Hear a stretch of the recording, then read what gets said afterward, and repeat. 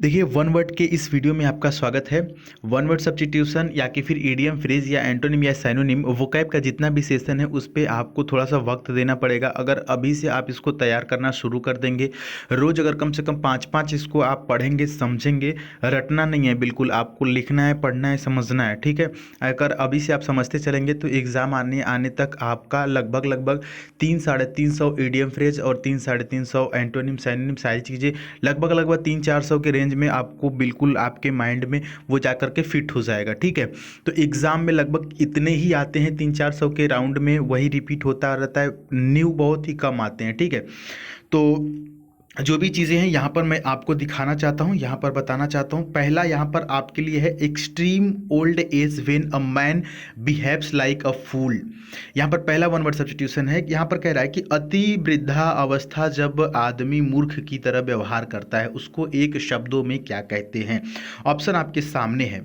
अगर आपने चुना है ऑप्शन नंबर सी तो बिल्कुल सही है। डॉटेज का मतलब होता है मति छीड़ता, जिसको आप बोलते हैं का बुढ़ऊ सठिया गए हो क्या, तो वही सठियाना, जी हाँ। डॉटेज का मतलब सठिया जाना, सठियापा जिसको बोलते हैं। एक्सट्रीम ओल्ड एज बहुत ही बूढ़ी अवस्था जिसमें आदमी मूर्ख की तरह व्यवहार करने लगता है।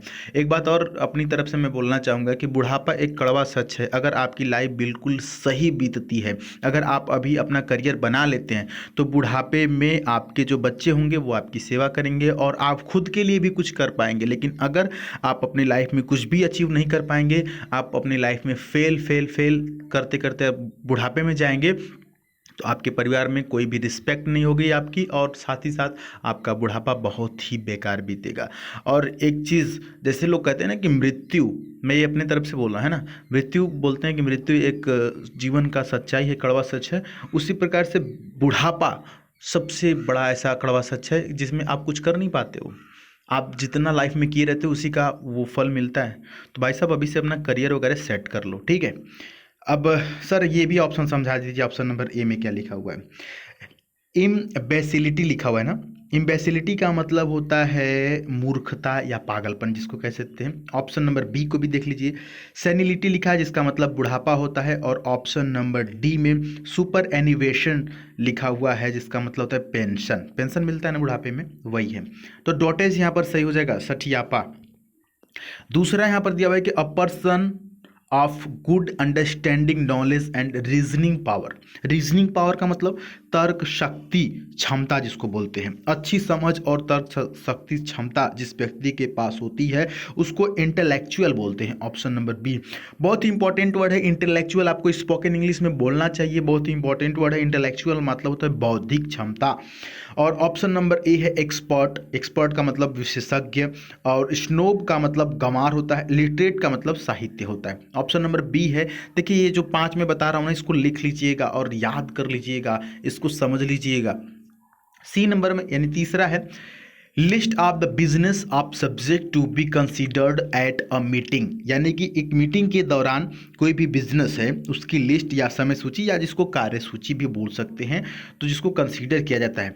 तो देखिए ऑप्शन नंबर सी से हो जाएगा एजेंडा। एजेंडा का मतलब होता है कार्य सूची, लेकिन टाइम टेबल का मतलब होता है समय सारणी, समय सूची। ये नहीं होगा, ऑप्शन नंबर सी हो जाएगा।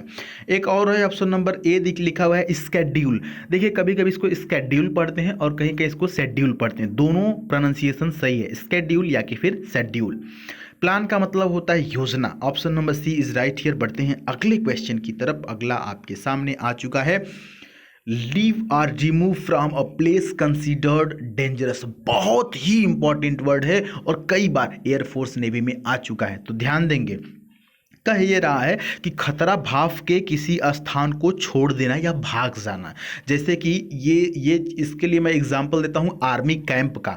आर्मी में कैंप लगा होता है और इस कैंप में इधर उधर सैनिक अपनी जो है कि देखभाल करते रहते हैं, लेकिन जैसे ही उनको लगता है कि यहाँ कुछ खतरा होने वाला है, यहाँ पे कोई आतंकवादी अटैक करने वाले हैं, तो वो खतरा भाप करके उस जगह को छोड़ करके कहीं और शिफ्ट हो जाते हैं और आतंकवादियों के आने का इंतजार करते हैं। फिर जैसे वो आते हैं ढिचकियाँ उड़ा देते देते हैं।